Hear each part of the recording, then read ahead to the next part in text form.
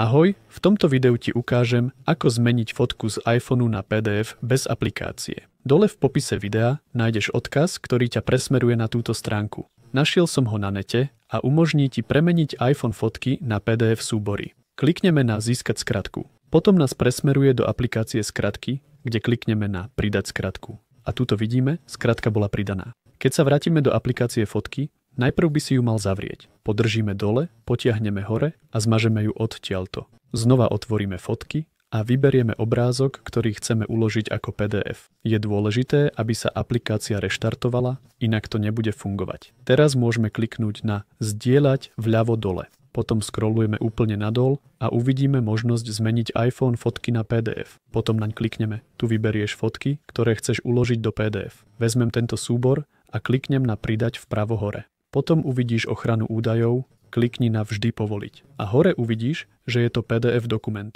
Môžeš ho poslať alebo uložiť do súborov. Poslal som ho na Discord, otvoril a takto vyzerá. Tu dole to vidíš znova. Takto ľahko zmeníš fotku z iPhoneu na PDF. Ak ti video pomohlo, poteší ma like. Čau.